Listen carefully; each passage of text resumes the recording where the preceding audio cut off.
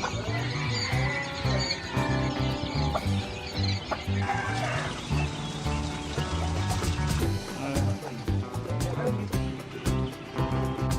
guys, it's another beautiful day for all of us, and thank you for always following our channel. We're close to 350,000 subscribers, and I'm so glad that you are really following, and some of you are even sharing our videos.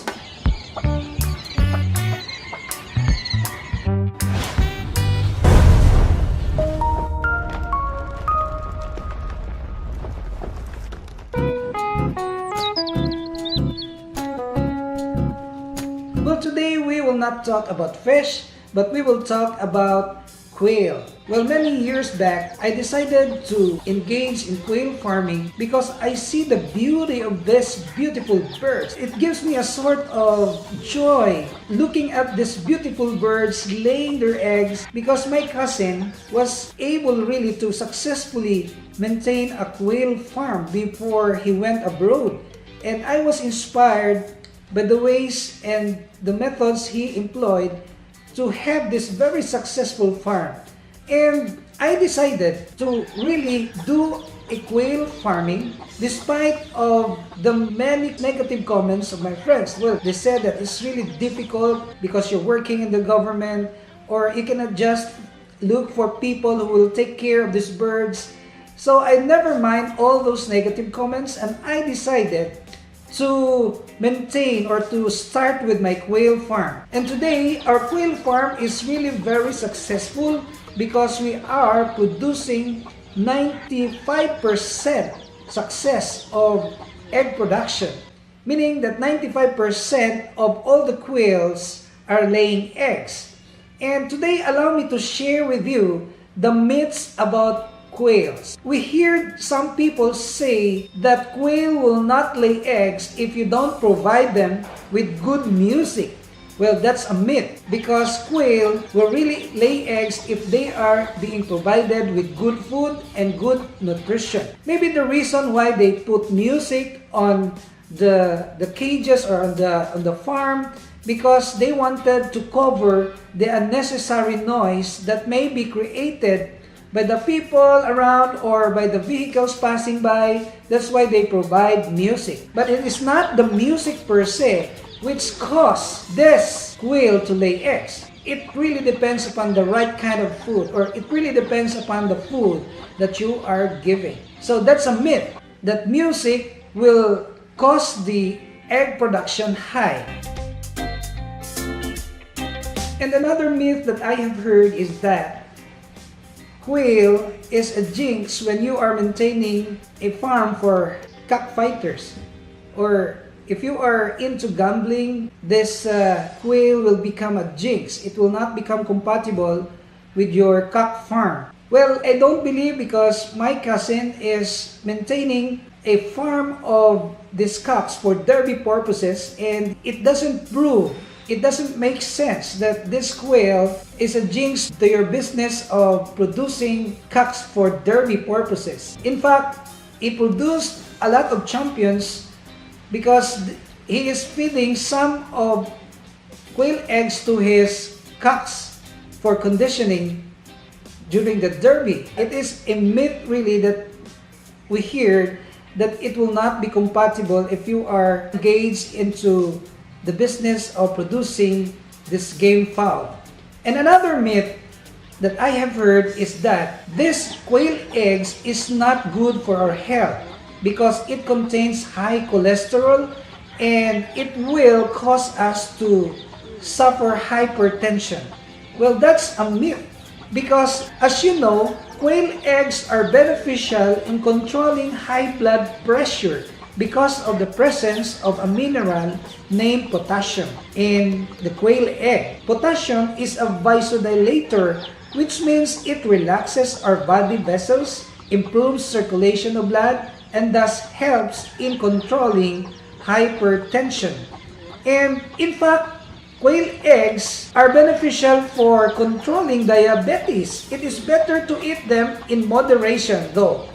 This is because eating too many quail eggs may lower your blood sugar to an abnormally low level.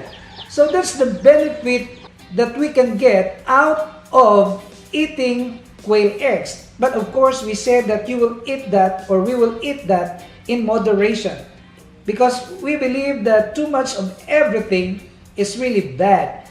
If you are eating dozens of mangoes every day, well, mangoes are good for our health, but if you are overdosing yourself with mangoes, then there is a tendency also that we will suffer diabetes. My take is that quail is best for our health. We can eat that every day as long as we will eat a small amount of these eggs. And another myth that I have heard is that quail eggs will not be hatched in the incubator. Well, I would like to emphasize that there are two kinds of quail farming. The one is when you produce meat, and the other is you will only produce eggs. Well, if you are only intending to produce eggs, you don't need a male quail or a cock inside in their cages, because you can just feed them with layer pellets. And these eggs that are produced out of layer pellets will not really be hatched in the incubator, because these are not fertile eggs. But if you are intending to produce some chicks out of this breeder quail, of course you will mix that with a male quail, and the ratio is 1:5. 1 male is to 5 female.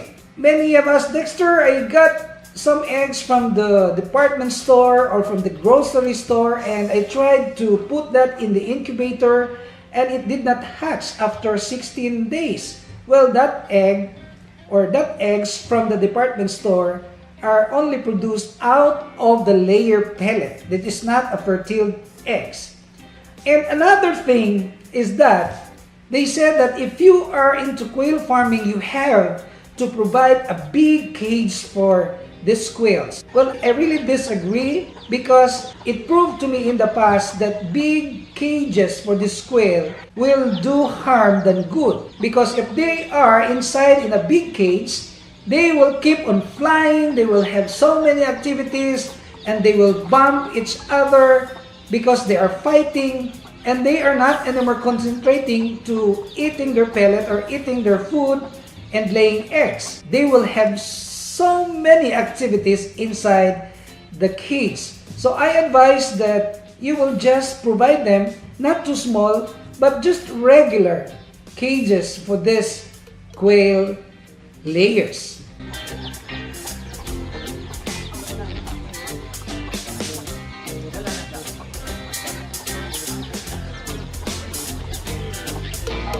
And another myth that I have heard also about quail is that the quail will not incubate their eggs. Well, if you are into quail farming, you will not allow them to incubate because it takes time.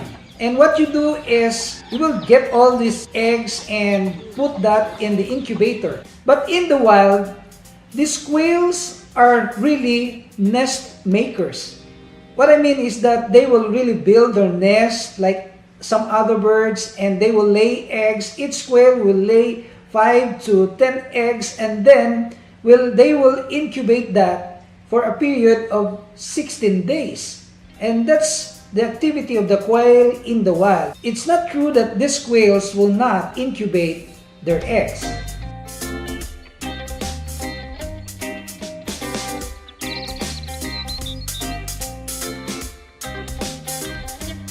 Well, that's the thing that we can share so far. Many have said, "Oh, Dexter, you run short of your content because you're always filming about your fish." I really intend to make an update about our fish farm, because I really wanted to help, especially to people who are thinking about putting up business in fish production.